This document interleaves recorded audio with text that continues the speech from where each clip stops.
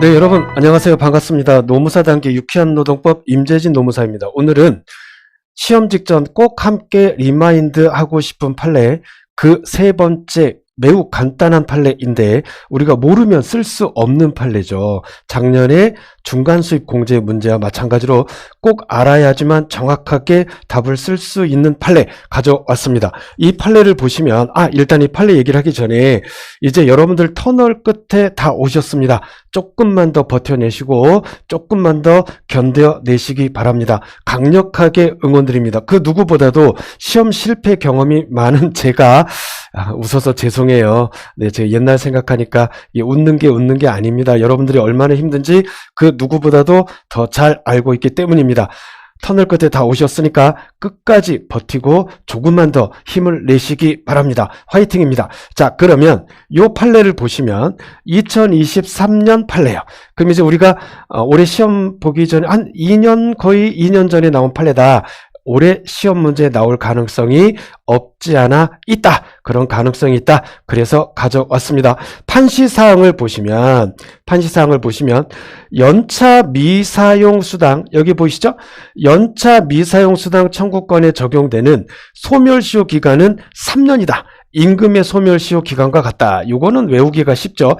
소멸시효 기간은 3년이다. 그리고 그 기산점, 소멸시효 기간의 기산점은 연차 유급 휴가권을 취득한 날부터, 자, 연차 유급 휴가권을 취득한 날부터가 아니에요. 요 취득한 날부터 1년이 지나서 1년의 경과로 휴가의 불실시가 확정된 다음 날이에요. 연차 유급 휴가권을 취득한 날부터 1년의 경과로 휴가의 불실시가 확정된 다음 날이다. 자, 그림 한번, 선 한번 그려볼게요. 멋지게. 자, 요렇게 한번 그려볼까요? 요렇게. 좋다. 잘 그려졌네. 그죠? 네, 나름 잘 그려졌어요. 너는 뭐니? 뭐 갑자기 이런 게 떴어? 자, 요렇게 해가지고 뭐냐면, 요게 이제 1년이에요. 요 1년간 출근율이 80% 이상이면 우리 월차형 연차 말고 기본형 연차만 생각합시다.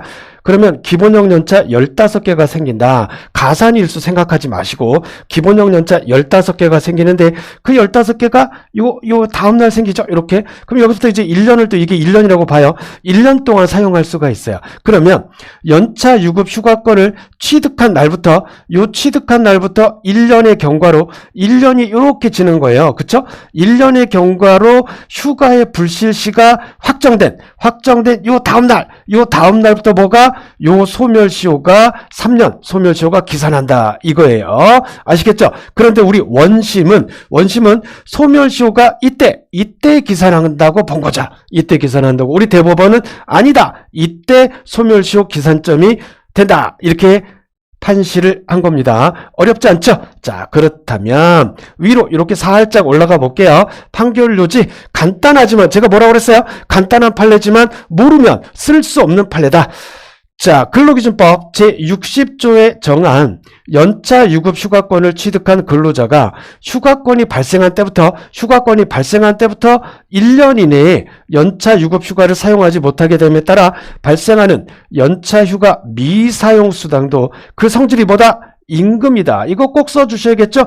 임금이니까 임금 채권 소멸시효 적용돼서 3년의 소멸시효가 적용되고 이 소멸시효의 기산점은 연차 유급 휴가권을 취득한 날부터가 아니에요. 취득한 날부터 1년 동안 쓸 수 있는데 1년의 경과로 못 썼어. 그래서 1년의 경과로 휴가의 불실시가 확정된 날이 아니고 확정된 다음 날이다. 여기입니다. 확정된 다음 날. 아시겠죠?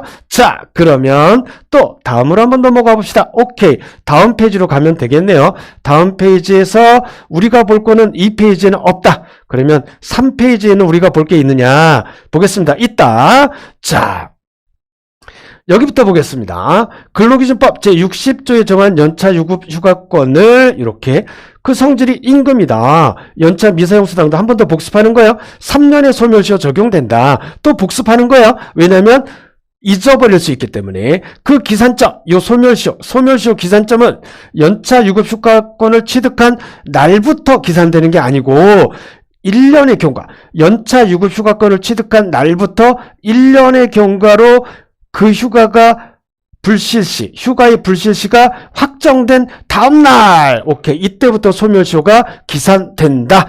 그러면 다음 페이지 한번 넘어가 볼까요? 4페이지. 자, 그럼에도 원심은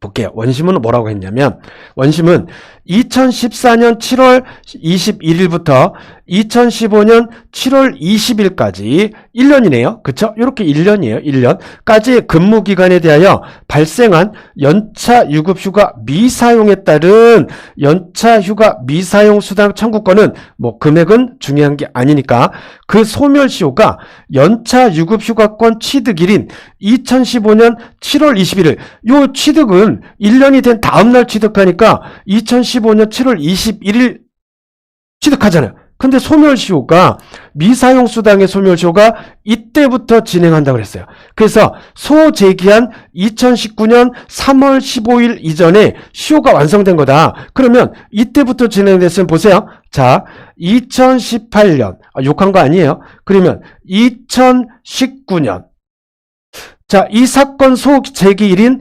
2019년 3월 15일 이전에 시효 완성으로 소멸되었다고 판단하였다. 2015년, 그럼 2018년 내가 왜 썼지?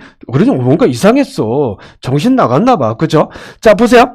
이때부터 진행을 하면 2016년, 2017년, 이미 3년이 지나가 버리네. 그쵸? 이때부터 기산을 해버리면, 이때부터 기산하면 2019년 3월 15일이면 이미 소멸시효가 끝나버린 거죠. 그죠? 자, 그러면 이해가 되셨나요? 자, 요거 지울게요. 네, 지저분하니까 지우고. 그러면 원심은 이렇게 봤는데, 이 원심의 견해는 대법원의, 아까 우리가 말한 대법원 판례에 상반되는 판단을 함으로써 판결에 영향을 미친 잘못이 있다. 그러면 이제 우리 대법원 입장은 뭐냐? 자, 보세요. 요 근무기간이 이때요. 이때 색깔 바꿨습니다. 이때부터 이때까지예요. 요 2015년 7월 21일까지가 되는데, 그러면 연차 휴가는 언제 발생하느냐? 이때 발생하죠. 당연히. 아이고, 돌아가서 죄송합니다. 네, 이때 발생하죠. 그쵸? 7월 21일 날 발생해요. 7월 20일이 아니라 이때 발생하고, 연차 유급휴가 미사용 수당 청구권의 소멸시효 기산점은 이때부터 1년이 되는 2016년 7월 20일까지가 연차 유급휴가를 사용할 수가 있는데, 이때까지 사용을 못한 거예요.